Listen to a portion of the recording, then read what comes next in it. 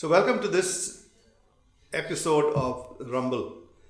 Once again, I have somebody in the field of education. When I say once again, I actually go looking for people who are in the field of education. Hardly ever see them. Either they're running some school, which is actually 90% of the times damn scam. They don't pay the salary, they don't do the parents complain. Here's somebody who's into education because he feels this is where we need to go for our country. So welcome to the show, Vinod. Vinod Kumar of Spacetrek.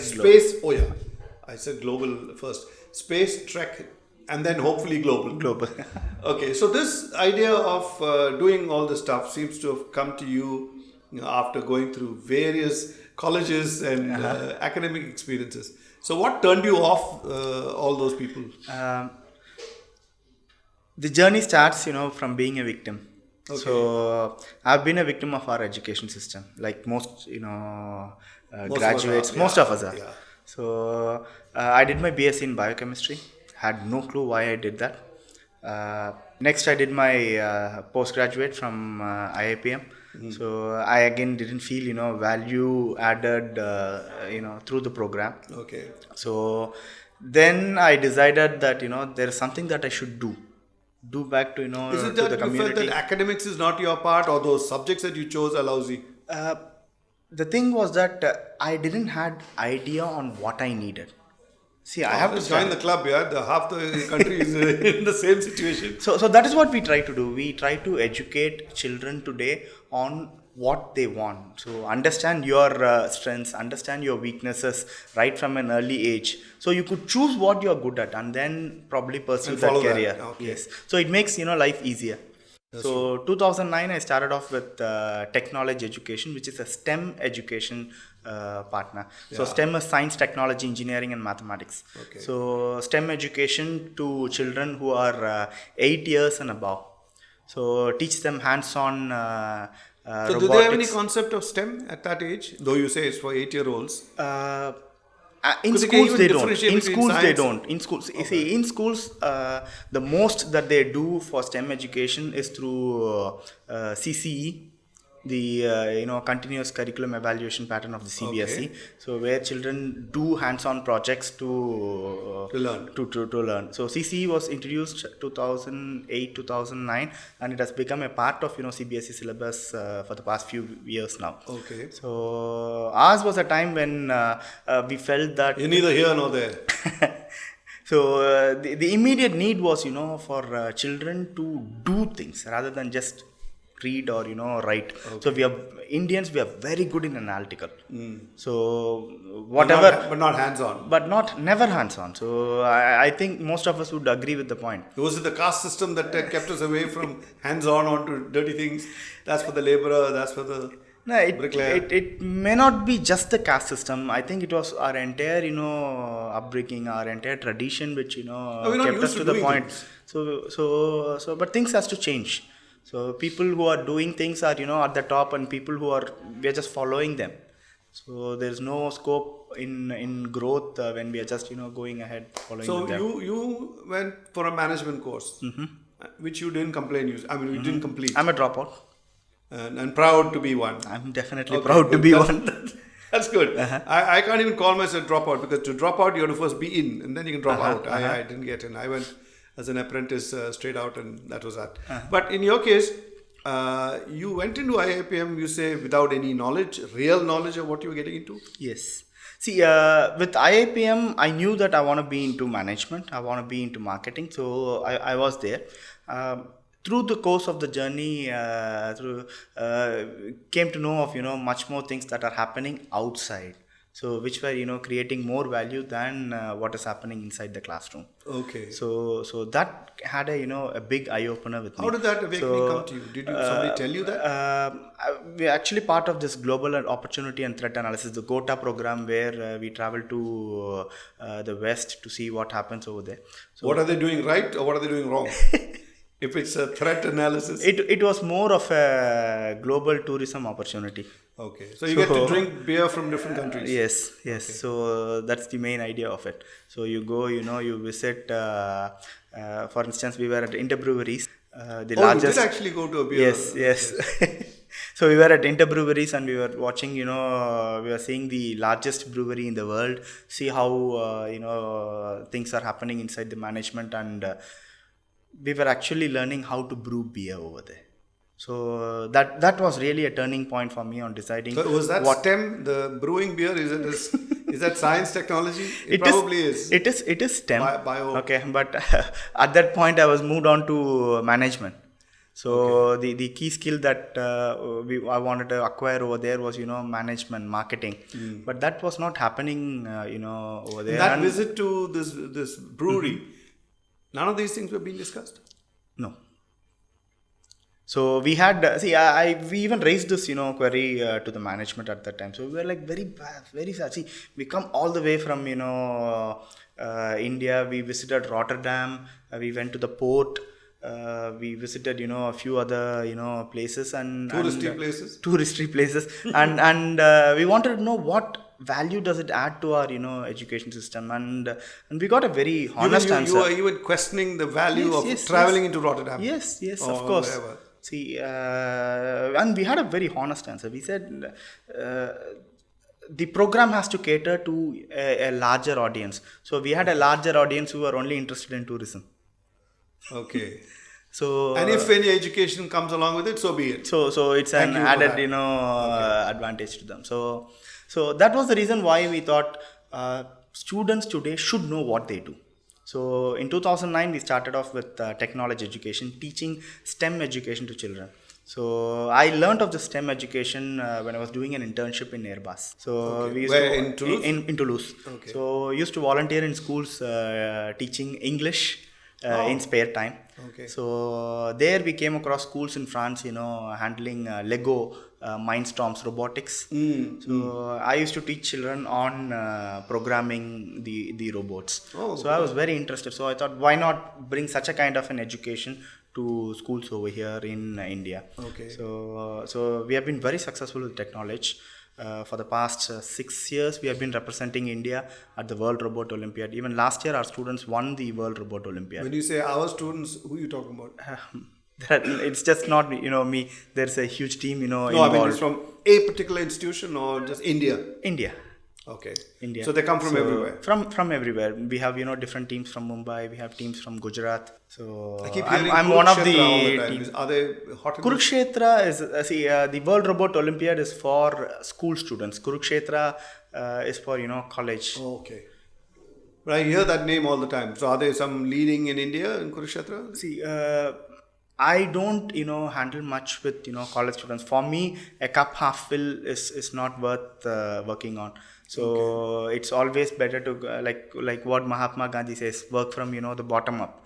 So my core area is where I could make a real impact. So today, day before yesterday, one of my student was there in TV7. He did a robot which is 4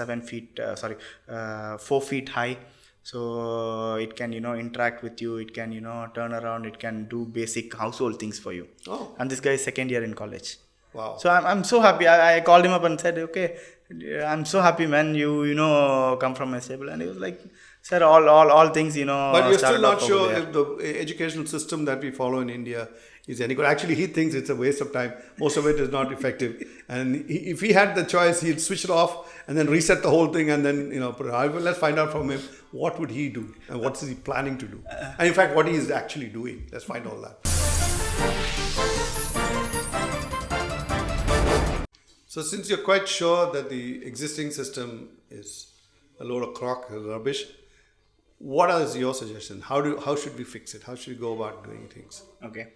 Art Buckminster Fuller, he says that if the existing system is so full of problems, there is no use in creating or repairing the same system. Okay. So you got to create a new system which could make the old system look obsolete.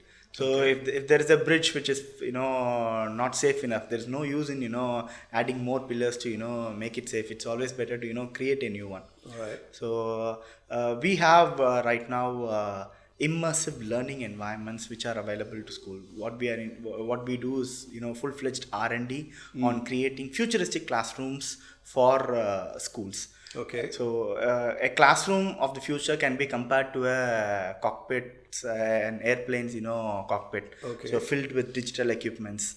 So children today are so much digitally literate. So it's very difficult to take away the digital literacies from them. Okay. So why should one take it away anyway? Yes. You use it to enhance their experience. Today, a lot of people are skeptical about bringing technology into schools. Oh. So the thing is that the effect of technology scares a lot of them. So is it because they themselves are deficient? Today, I ask most of the teachers whom I meet, who's the intelligent person in the classroom. So today, of course, it is the student. So they have exposure to. You mean the teachers not on the same level as the students? Maybe academically they are, but otherwise. Yes, intellectually they are. But when it comes to technology, see, there were times when I need to know about things. The only person that I could rely upon is my teacher. So I would have a book. I would probably go through my book, find out specific terms, specific verses, and then ask my teacher what it is all about. But today, content is available everywhere. True. So I need to know about something. All I need to do is Well, how do you know that what you're reading is good and correct? There's such a lot of variation and there's such a lot of stuff out there. See, that's the beauty of content. There is so much things that you can decipher what is good, what is right. So the role of a teacher today is more of a moderator. So that may be so. So today's teachers are more moderators. They are facilitators. Yes. So they can facilitate your growth purpose. Just out of age, they have gone through that route and they say do this way, do that way. Okay. Yes. See, and a lot of technologies have come up which should be integrated with classrooms. Okay. So what we feel is that what Airbus is to the airplane industry, Spacetrek will have to become to the education industry, bringing in next gen technologies to children. So give me an idea. What exactly do you mean? We are right now working on an immersive learning environment. Okay. So the immersive learning environment is an igloo shaped classroom. Okay. So instead of a square or a rectangle shaped classroom, we are breaking down to an igloo shaped classrooms. The igloo or the dome is associated with. Maybe you make a house out of mud; it will still be rounded. So that's the fundamental shape. That's not just it. Okay, the igloo is associated with the top part of your head, so the brain. Okay. So traditionally, history gives us that the dome plays a very vital part in every civilization. Okay. So the dome acts as a vibrant positive space for children to be inside. So what we do is that we create a dome instead of a square shaped classroom, and inside the dome we create immersive imagery videos, okay. immersive concepts where the way of learning is through interaction, is through engagement, and is through experience. So the focus is more on experiencing learning rather than just be there and learn. So I mean, in what way? Like if what you read in a book is going to be discounted, and then you see a visual of it. Okay, let's consider an example of a kindergarten student. So today we have digital boards in classrooms. Okay. So how they teach colors to children is that they show an image of an apple, and say apple is red in color. So the teacher has a smart pen. So when they show it to the apple, it says red. Okay, they ask children to wear red color clothes, bring apples, and talk about colors. So imagine in an igloo shaped room, when you say red, the entire room becomes red instantly. Okay. So the impact, the immersive, the holistic impact that it affects on a child is tremendous. So imagine, for instance, an 8th grade children wants to learn about human anatomy. So using technologies like augmented reality, virtual reality, now they can have a heart and they could interact with their heart. So with technologies like leap motion. You mean pumping heart?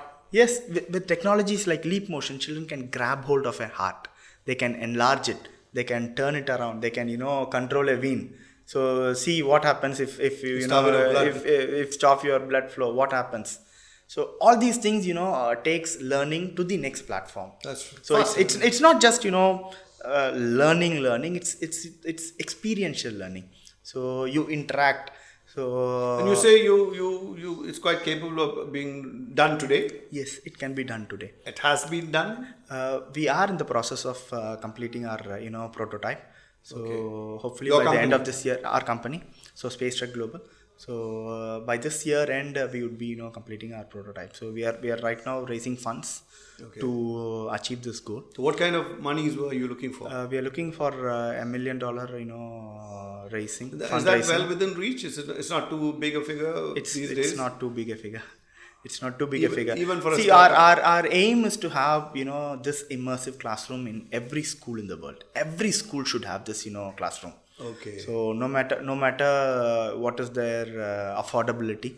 Not that you want to make everybody in study in a. We don't want to have all the classrooms to be turned into domes. So we don't encourage. See, too much of technology is again. Much of a good thing also. So we need to do moderation. See, when there was an debate on whether Facebook should be admitted into schools. So I firmly believe that Facebook should be admitted into schools. Okay, in a moderated environment. So you cannot control the child's entry into Facebook. So he's going to be there anyhow. So whether you're going to control him and say this is how you respond, this is how you speak with good faith. Okay, so it becomes a good model for them. You don't do that, they're going to be there in a pseudonym. So it's always better for us to teach all the things to children. So you don't need this technology for every classroom as much as every See, school. this can be as an addition to your physics, to the chemistry lab, to the computer science lab. So the immersive learning lab becomes an addition to every school. Okay. And this is an achievable thing. I mean, I know all you guys are young and ambitious. We run a predecessor to the program. So the predecessor to the program is a mobile planetarium. It's a portable planetarium. It's an igloo-shaped planetarium, which can be carried across using an inflatable tent. It forms an igloo kind of a structure, and we show 360-degree immersive 3D shows of the universe. It's like visiting a planetarium. Rather than that, the planetarium is that already available? Yes, this is already available. All right, so let's find that out. I mean, that's amazing. He can bring an igloo-shaped structure into your school, into your classroom, probably remove the furniture and then just inflate it and then start showing lessons from inside. So you don't have to really build something out of brick and mortar. Can be done with this. Let's find out how that's done. So in this immersive learning process, is it suitable for all subjects, or is it better for some and not so good for others?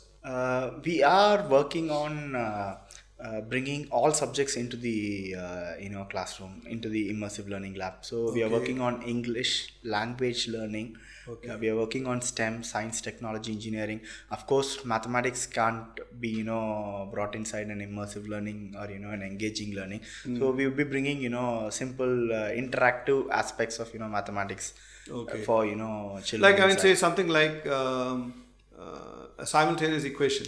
Is there any way of representing that inside a tent? I'll tell you why. Because I got jacked when I was in school. Just couldn't figure out what the hell was going on. So would I have benefited through your kind? No, it wouldn't be possible to include mathematics. Okay, it won't. But it's good for history. But it's good. See, children can learn about different aspects of simultaneous equations. So they could see expert views on an immersive environment. So in an entertaining perspective, it would be. So some subjects it will benefit enormously, immensely. Yeah. So is money what is stopping you from going full blast in the sense you need to develop? Yes. So the hardware and the construction part is something that we have already you licked that flourished on. So we know the solution. Okay. So the major chunk goes to the production part of it. The programming, the programming, the software, the implementation part of it.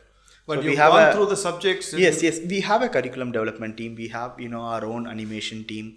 So the entire process is there. But to create content for a K-12 segment takes too much time, and it requires. And that has to just grow as the years go by, or you don't want to wait until you have everything done. You want to launch it at some point? The thing is that we need at least 50 to 60% of the content ready before we go into launch. So then it would be like children waiting for the content. So the content is not just what happens inside the dome. The content is to be a complete curriculum which complements what happens inside the dome. So we want to bring in as I said, augmented reality. We want to bring in virtual reality. These are not patented or copyrighted things, or is it open? It is open. It is open. So there are certain you don't need segments. to ask anybody anything. So there are certain segments of augmented reality, virtual reality, which are patent. There are certain segments which are available for open source use. So, and moreover, our expertise is in bringing people. See, it's not possible for me to become a leader in augmented reality in an immersive environment. I'm a leader in immersive environment. So I'd be bringing in expertise of leaders in augmented reality to create augmented reality content inside. Is the government supportive? In India, we have not taken the product to the government. You haven't? We haven't. So our global HQ is in Singapore.